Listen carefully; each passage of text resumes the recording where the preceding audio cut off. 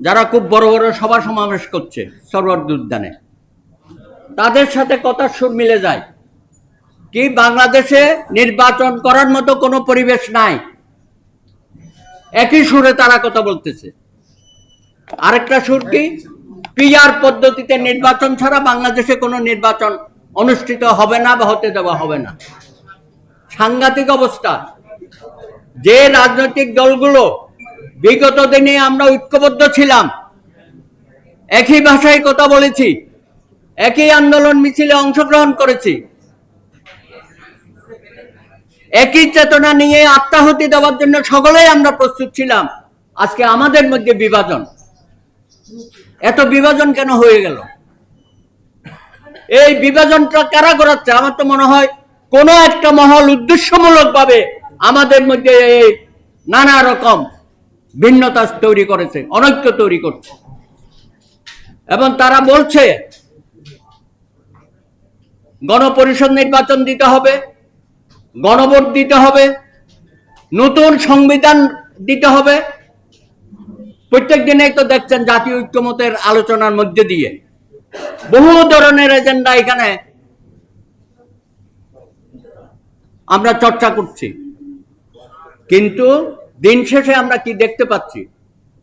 যে এই সরকার যতই দিন যাচ্ছে তার জনপ্রিয়তা হারাচ্ছে।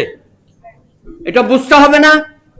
আপনি যতই দেরি করবেন, যতই নির্বাচন নিয়ে নয়ছই করবেন, ততই আপনি অনেক বিপদে পড়বেন, মহা বিপদে পড়বেন। বাংলাদেশকে একটা মহাসংকটের মধ্যে আপনি আবার ফেলে দেবেন। সুতরাং আমি বলি, ভাত দেওয়ার মুরত নাই, কিল দেওয়ার গোসাই। আপনি জনগণের আকাঙ্ক্ষা বুঝবেন না?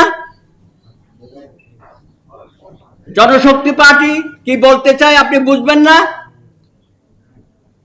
সারা বাংলাদেশে বিএনপি সহ সকল রাজনৈতিক দল দুই একটা ছাড়া কি বলতে চায় তাদের সাথে বোঝাপড়া করবেন না? সুতরাং নতুন নতুন সমস্যা সৃষ্টি করে সারা বাংলাদেশে আপনি একটা দেখাতে চাচ্ছেন যে এখন পরিবেশ নাই, আইন শৃঙ্খলা আপনি নিয়ন্ত্রণ করতে পারছেন না, প্রশাসনকে নিয়ন্ত্রণ করতে পারছেন না। পারবেন কেমনে? আপনার আশেপাশে তো বসা আছে ওরা, যাদের কথা আমরা বলছি বা আপনারাও জানেন। সমস্ত জায়গায় তারা ক্ষমতার অংশীদারিত্ব হয়ে বসা আছেন। সমস্ত ডিসি অফিসে নাকি তারা কন্ট্রোল করতেছে। কতগুলো অনিয়ম হচ্ছে, খুবই দুর্ভাগ্যজনক। এক বছরের মাথায় যে ছেলেগুলো আত্মাহুতি দেওয়ার জন্য প্রস্তুত ছিল, বন্ধু বান্ধব হারিয়েছে, আমাদের তরুণরা, ছাত্ররা, আমাদের শ্রমিক ভাইয়েরা, কর্মচারীরা, দোকানদাররা, আজকে সেই আত্মত্যাগকে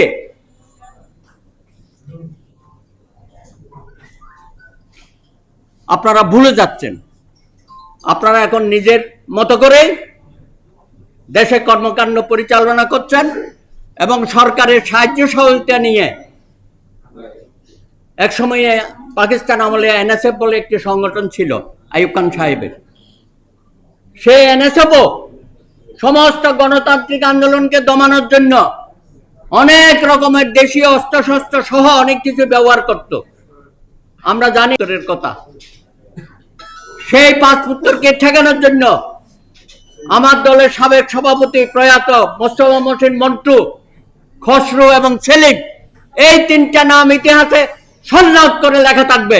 সেই দিন যদি তারা ঢাকা শহরে না দাঁড়াতো, বাংলাদেশে গণতান্ত্রিক আন্দোলন সামনের দিকে অগ্রসর করে নিয়ে যাওয়া কঠিন থেকে কঠিনতর হতো।